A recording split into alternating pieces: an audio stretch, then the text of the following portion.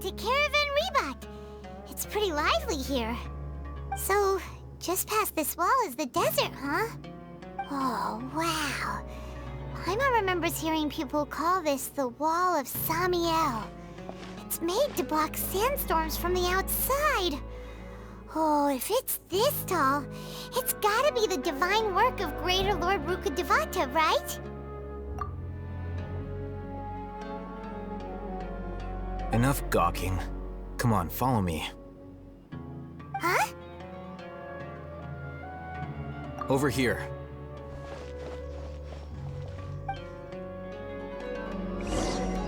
Oh, Ethan went that way! Let's hurry up and follow him. Wonder what he's up to.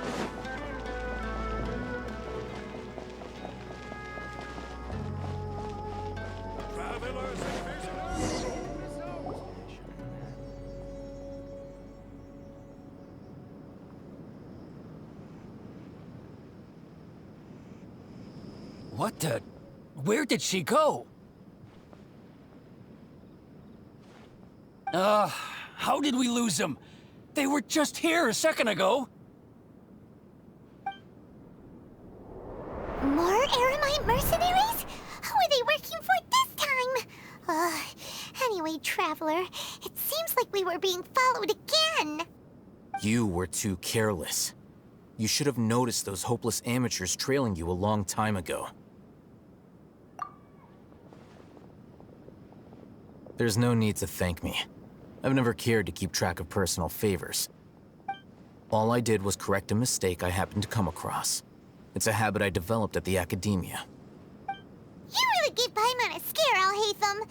We never thought we'd run into you here. Last time we met at Port Ormos, didn't you say you were going back to the academia? Wait, don't tell Paimon that you're here to take us back on their orders. Oh, so you've already landed yourselves on the academia's hit list. I can't say that I didn't expect it. However, had I wished to turn you over to the academia, don't you think you'd already be the Eremites' honored guests by now? Oh, right. You do have a point. I have no interest in running errands for that project. As a scholar, I've always belonged to the camp that promotes researcher autonomy. And these days, you're more fascinating than anything the sages can offer. Not quite. To tell you the truth, I'm still investigating the Divine Knowledge Capsule. Unfortunately, I've run into some difficulties. Everyone says the capsule originated in the desert and was eventually moved to Port Ormos. If I am to get to the bottom of this, I must understand how the capsule first came to be. Which brings me back to you, and why you're so interesting. The leader of Ain al-Ahmar used the Divine Knowledge Capsule right in front of you, and upon seeing him, your expression became perplexed, and you were lost in thought for quite some time. To have that kind of reaction, I think you must have realized something. Are you interested at all in sharing what you've been hiding from me?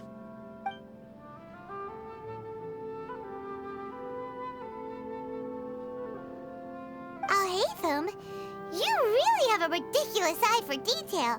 What kind of person even notices or remembers stuff like that? So that's your answer. Well, I do work for the academia after all. So considering that, it is indeed wise to keep your cards close to your chest. But that does prove you do have some undisclosed information about the Divine Knowledge Capsule. Am I right? No matter.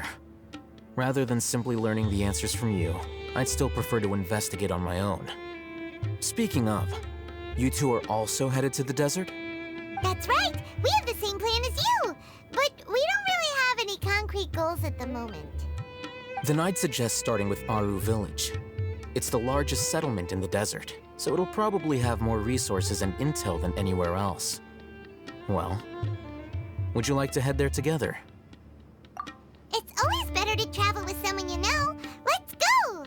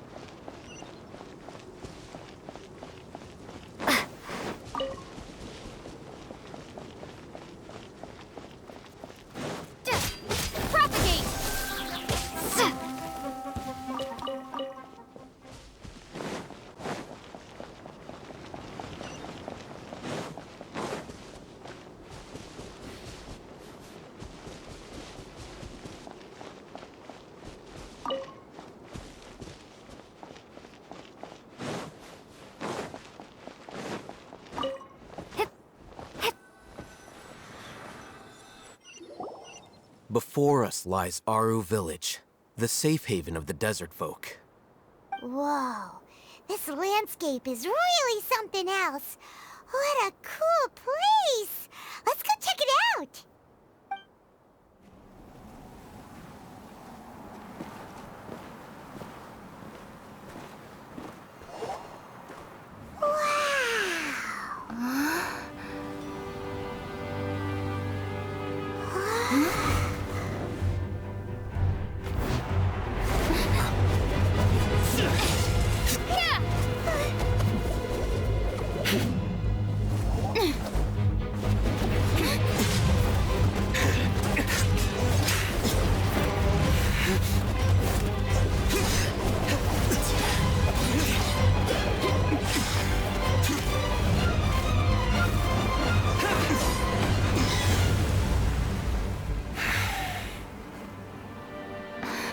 Sino.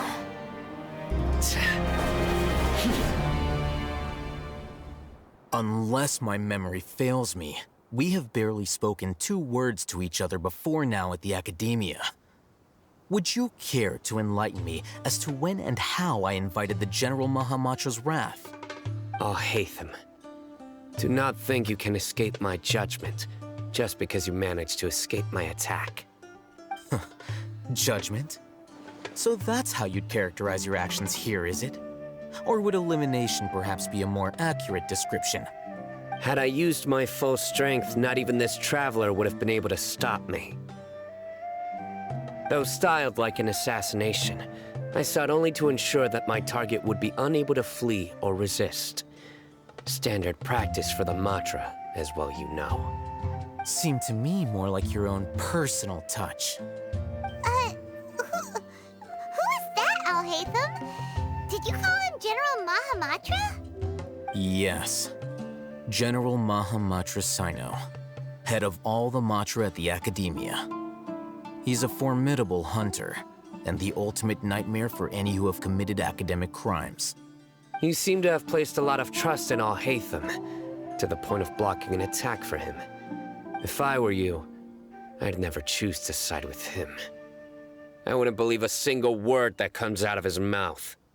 I have been pursuing this scribe for a long time. I urge you, stand back and do not seek to defend him any longer. Otherwise, there will be consequences. Has Alhaitham done something wrong? Paimon doesn't think he's as bad as you've made him out to be. I won't waste my breath explaining things. Alhaitham, I saw it during our fight. Take it out. The divine knowledge capsule you're hiding on your person. Unless you want me to retrieve it for myself. Very perceptive of you. Nothing escapes a Matra's senses. Wait, the divine knowledge capsule? Didn't it fall into the Matra's hands in Port Ormos? No wonder you speak with such confidence, Sino. But I must admit, I'm very curious. What does this capsule mean to you? And why, as General Mahamatra of the Academia, are you all alone in the desert? As far as I'm aware, the other Matra have been speculating about your disappearance. Have you been given a mission that's, let's say, morally dubious? If I was the real target of your mission, what was stopping you from simply using your authority and resources to judge me within the walls of the Academia? I should have known you'd be difficult to deal with. You two? Ugh!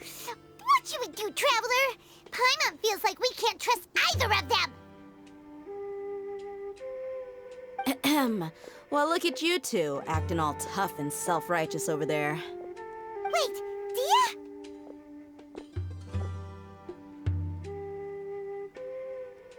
Great! Finally, someone that we can trust! You gotta help us out here, otherwise these two are gonna start fighting again! Yeah, sure looks that way. 2 giants from the Academia duking it out once and for all. Not something you get to see every day, that's for sure. Listen, I know you academic types love to fill up your big brains with self-righteous morality and lord your empty rules and virtues over each other. But how dare you bring your petty disputes into the safe haven of Aru Village? It seems like someone's gonna have to beat some sense into your thick skulls until you finally learn to respect these grounds.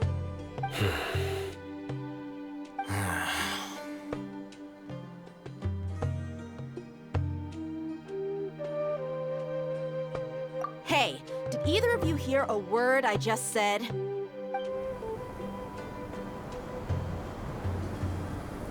Whoa, what's going on? The wind's so strong. Is this a sandstorm? Paimon's gonna get blown away.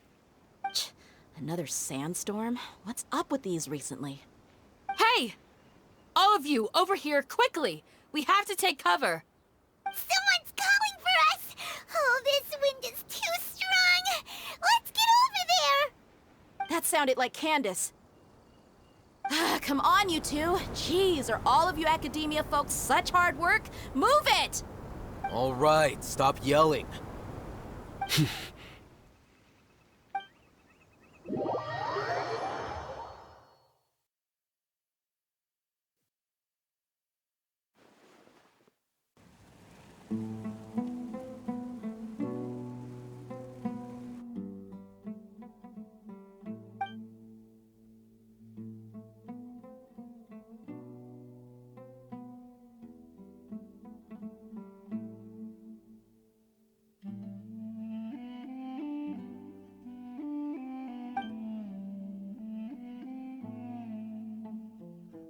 Well, this is pretty awkward.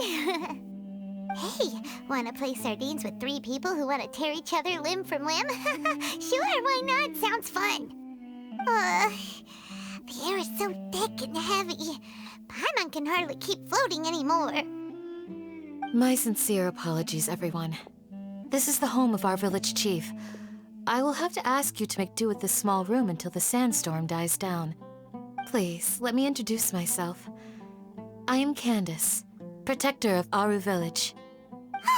Our savior has come at last! Nice to meet you, Candace. The name's Paimon. Thank you so much for helping us. There's no need to thank me. It's only right to help each other when the weather gets rough. Wow, she's so gentle and caring, like a nice older sister. Unlike those guys over there. All right, now that we're all better acquainted, we should return to the topic at hand. As a guardian charged with the responsibility to protect my fellow villagers from harm, I was observing your conflict from afar, even before the sandstorm started. And now that you have set foot within our village itself, it is all the more my responsibility to make absolutely sure that you pose no threat whatsoever to us. So please, have an honest and sincere conversation with one another and put your hostile feelings to rest. If anyone dares to start anything again while they are under this roof, I will not hesitate to send them out for some quality time with the creatures of the sandstorm. Oh, on second thought, Paimon may have misjudged Candace's character. And that goes for you too, Miss Dia.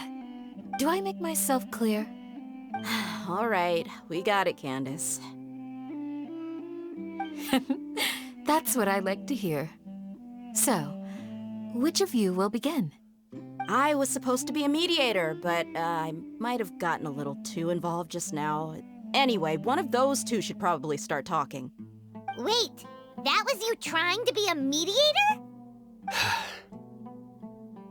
I have nothing to hide, so there's no shame in explaining myself. While Alhaitham wasn't wrong about the other Matra not knowing my whereabouts, it's not because I've been assigned a morally dubious mission. Rather, I've chosen to exile myself. Huh? Exile yourself? A little while ago, I discovered that there was data missing in the Academia's project planning and development files. What little they did report clearly did not match the project's actual progress.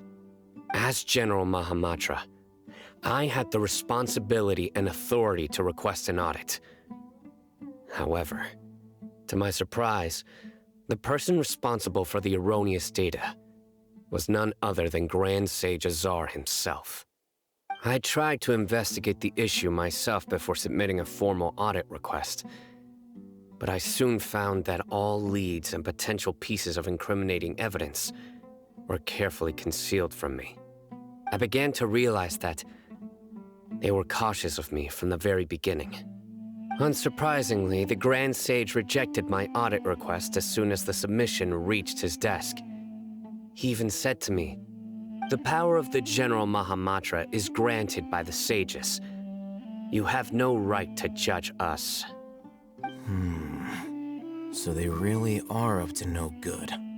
I realized then that to the Grand Sage, the Matra are nothing more than tools for the sages to assert and maintain their control over knowledge. The vows that we took, the principles that we strive to uphold, they are meaningless to the academia of today. I believed it would be wise to flee the academia before the sages had a chance to take action against me. This way, they can no longer see nor predict my actions. I will never give up on this investigation. There's no need for someone else to give me power or authority. Once I find the truth, I will administer judgment by my own name. Sino seems to have the same goal as us. We're all investigating the sages. Plus, now that he's no longer the General Mahamatra, he somehow feels a lot less scary. Well, Sino, if that's your story, then why did you see Alhaitham as a target? When I was investigating the matter in the academia, I overheard a conversation between Alhaitham and a sage. The sages asked you to investigate a blonde-haired traveler. Do you dispute this, Alhaitham? What? Like many parts of the project, this assignment was undocumented. Now throw in your suspicious behavior with the Divine Knowledge Capsule, and I think we deserve an explanation. Yes. I was indeed tasked with investigating the Traveler. Alhaitham! After all, the promised reward was so great that hardly any scholar could have refused. The sage told me, once you've completed this assignment, I can give you a glimpse of divine knowledge. A most enticing offer. Unfortunately, those academics don't know me at all. Their words contained one key piece of information, namely that divine knowledge indeed exists. That gave me all I needed to know. From my perspective, the sages are far from trustworthy. Think about it. Isn't it a little strange they're so willing to share divine knowledge with anyone, even as a reward? So, I began my own investigation following the lead of the Divine Knowledge Capsule. In the end, I realized my wisdom in committing to this rather than collaborating with the sages. Had I been less guarded, I probably would have ended up like that Ain al-Ahmar mercenary, incapable of remaining sane for long enough to hold a conversation. You mean that the sages originally planned to dispose of you, using one of those capsules that drive people insane? I'd already given up on the assignment by then. I only told the academia I was waiting in Port Ormos for you to appear so they wouldn't suspect anything. So it came as quite a surprise when I encountered my erstwhile target while investigating the Divine Knowledge Capsule. Criminals do love to talk about coincidences. Even though I ran into the Traveler by chance, I had no intention of providing assistance to the academia. Also, you should remember, you were the ones who decided to follow me and strike up a conversation after I left that tavern. That's true. Alhaitham helped us out at Caravan Rebat as well. Maybe he's telling the truth. I'm willing to apologize, if that's worth anything to you. I took the Divine Knowledge Capsule behind your back because I judged its existence to be a significant risk. I felt that it would be best for no one to interact with it before it had been properly studied. After all, curiosity often proves to be the most dangerous thing in this land. You should be well aware, Scribe Alhaitham, that curiosity can also lead you to danger and suspicion. Answer me this. Did the sages share any information about their project with you? Have I not made myself clear? You and I are both distrusted by the academia. Do you really think they would tell me anything? Fine. Although you haven't completely proven your innocence, I won't regard you as an enemy, for now. As you wish. Good. I'm glad to see you two clearing up your misunderstandings. And now you, Dia. I believe it's your turn. Oh, sorry. Whatever the boys were talking about must have been so boring that I spaced out. My situation is pretty straightforward. My employer, Dunyarzad of the Homayani family, is friends with the Traveler and is currently recovering from her illness at home. I had nothing going on, so I decided to return to our village for a visit. I was actually looking forward to a pretty exciting time getting back together with everyone here. But then I saw these two random guys in the middle of a pointless argument. It ticked me off, and things went downhill from there. Is that all? Well, I will admit that definitely sounds like your style. In that case, welcome back, Dia. That's more like it. I missed you all so much, Candace.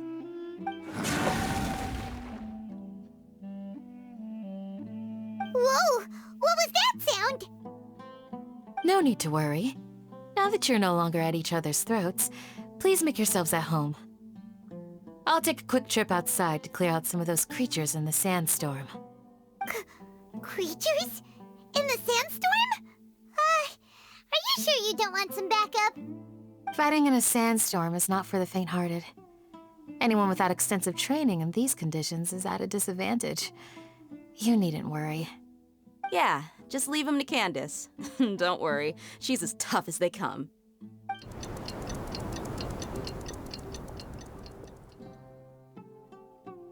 The wind's died down. That means the sandstorm's over, right? Candace still isn't back yet, though. Is she alright? Maybe we should go out and check on her. When you put it that way, even I'm starting to feel a little worried. All right, let's go. We've been here long enough, and the boys are as chatty as the floor.